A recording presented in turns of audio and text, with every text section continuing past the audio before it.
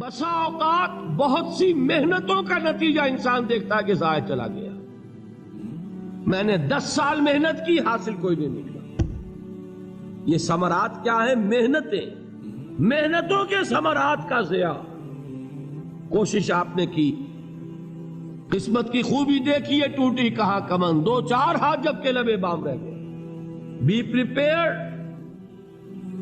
ایک شاعر کے یہ اشعار ہیں، وہ کمیونسٹ تھا، میں نام بھی نہیں لیتا، لیکن یہ کہ یہ اسی انقلابی، چونکہ ان کا بھی ایک انقلابی نظریہ ہے، انقلابی عمل میں یہ سارے مراحل آتے ہیں. کوئی سیٹ بیک آیا، فرض کیجئے کوئی ناکامی ہو گئی، تو اپنے ساتھیوں کو دل بندھانے کے لیے یہ فصل امیدوں کی ہمدم اس بار بھی غارت جائے گی، سب محنت صبحوں شاموں کی اب کے بھی اکارت جائے گی. میرے نبی کے ثمرات کا جو لفظ یہاں آیا ہے، وَنَقْصٍ مِّنَ الْأَمْوَالِ وَالْأَنفُسِ وَالثَّمَرَاتِ، سب محنت صبحوں شاموں کی اب کے بھی اکارت جائے گی. دھرتی کے کونوں کھدروں میں پھر اپنے لہو کی کھاد بھرو، پھر مٹی سینچو اشکوں سے، پھر اگلی رت کی فکر کرو، پھر اگلی رت کی فکر کرو، جب پھر ایک بار اجڑنا ہے. ایک فصل پکی تو بھر پایا، تب تک تو یہی کچھ کرنا ہے. ایک مقصد ہے سامنے، انقلاب برپا کرنا ہے. ایک کوشش ناکام ہو جائے کوئی پرواہ نہیں، نیکسٹ. پھر تیار رہو ناکامی کے لیے. ایسا نہ ہو جو انگریزی میں کہتے ہو for the best but be prepared for the worst.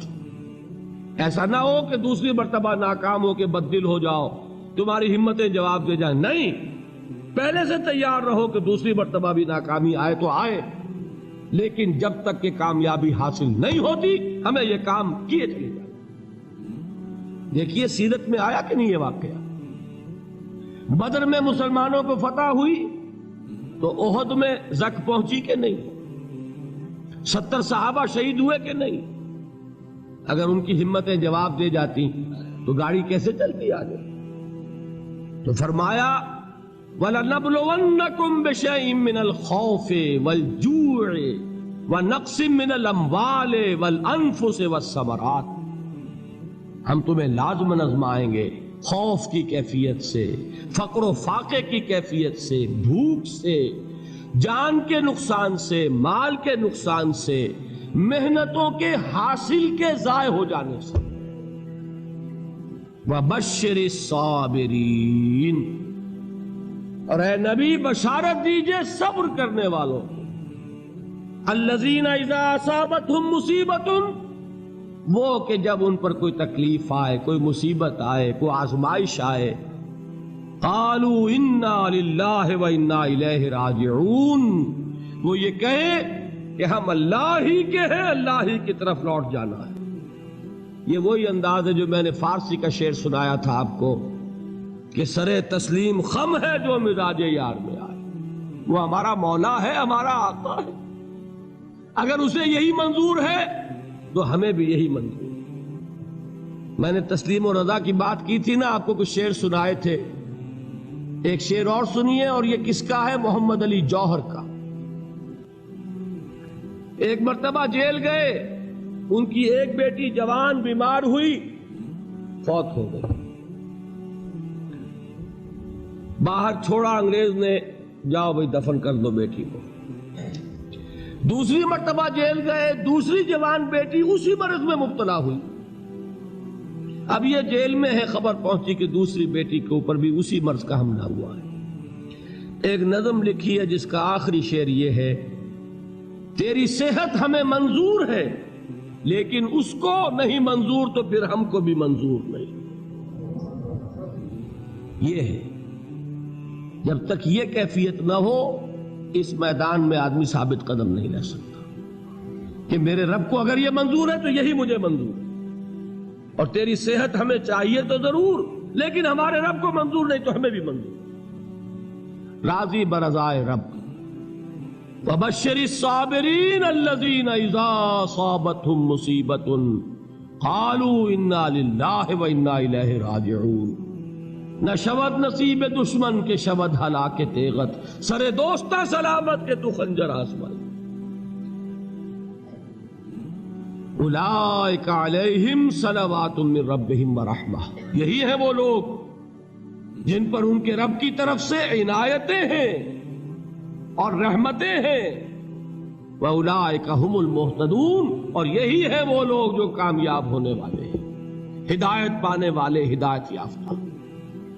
اسی سورہ بقرہ میں ذرا آگے چل کر، یہ تو ہے 20واں رکوع، 19واں رکوع، 21ویں رکوع کی پہلی آیت ہے لیس البر ان تولوا وجوہکم قبل المشرق والمغرب ولكن البر من آمن بالله واليوم الآخر والملائكة والكتاب والنبيين وآتى المال على حبه ذوي القربى واليتامى والمساكين وابن السبيل والسائلين وفي الرقاب وأقام الصلاة وآتى الزكاة والموفون بعهدهم إذا عاهدوا والصابرین فی الباساء والضراء وحین البأس۔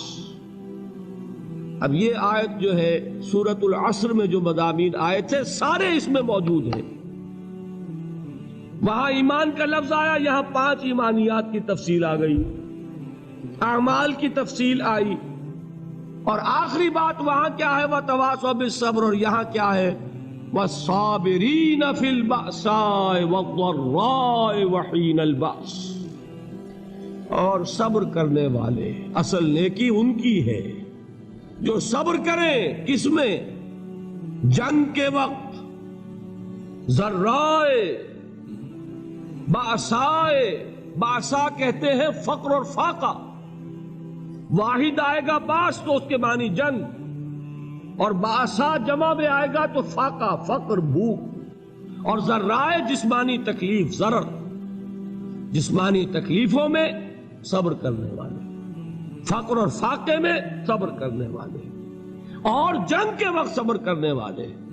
اولئک الذین صدقوا واولئک هم المتقون، یہ ہیں وہ لوگ جو صبر کرنے والے ہیں، یہ ہیں جو سچے ہیں، جو اپنے دعوے میں نیکی کے اور ایمان کے صادق ہیں، اور یہی وہ لوگ ہیں جو متقی۔ اگلی سورت ہے سورہ آل عمران، اس میں 2 لفظ آئے ہیں، آخری آیت یا ایھا الذین آمنوا اصبروا وصابروا ورابطوا واتقوا اللہ لعلکم تفلحون۔ دیکھیے یہاں صبر اور صابر جو تعلق جہد اور جہاد کا ہے وہی ہے صبر اور مصابرت۔ صبر ایک طرفہ عمل ہے، آپ جھیل رہے ہیں، برداشت کر رہے ہیں، صبر عن المعصیہ، صبر عن الطاعہ، صبر عن الابتلاء، یہ سب کیا ہے؟ صبر۔ اور مصابرت کیا ہے؟ صبر کا صبر سے مقابلہ۔ یہ سورہ آل عمران، اب وقت نہیں ہے میں آپ کو سناتا اللہ تعالیٰ نے کیسے کیسے مسلمانوں سے کہا، مسلمانوں تمہیں زک پہنچی ہے تو انہیں بھی تو پہنچی تھی، ان کے 70 نہیں مارے گئے تھے بدر میں، ان کے حوصلے جو ہیں وہ تو پست نہیں ہوئے، وہ اگلے سال آ گئے تم پر چڑھائی کر کے، تم کیوں اتنا برا مان رہے ہو؟ تمہارے دل اتنے زخمی کیوں ہو گئے؟ تمہیں تکلیف پہنچتی ہے تو انہیں بھی پہنچتی ہے۔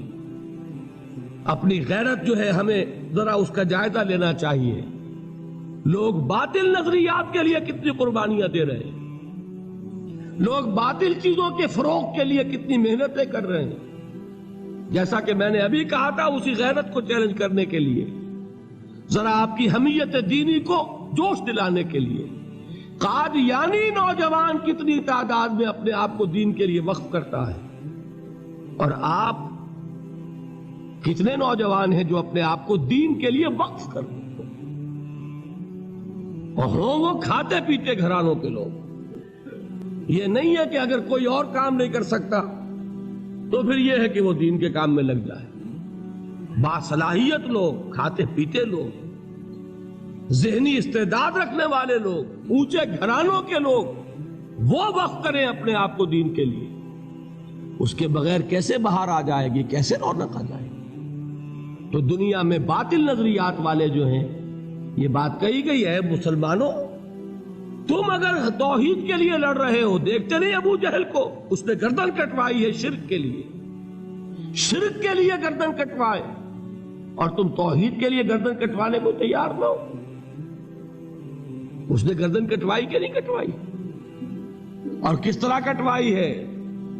کیونکہ بڑا متکبر قسم کا، فرعون قسم کا شخص تھا، جب گردن کاٹنے لگے تو کہتا ہے ذرا نیچے سے کاٹنا، تاکہ جب تم نیزے کے اوپر چڑھاؤ میرے سر کو تو اونچا نظر آئے، معلوم ہو سردار کا سر۔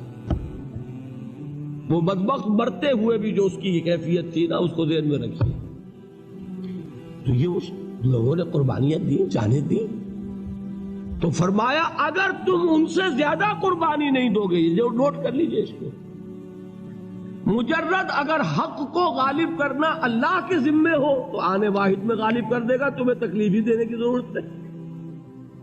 سمجھ رہے؟ کیا اللہ کے مقابلے میں کوئی باطل کی طاقت ٹھہر سکتی ہے؟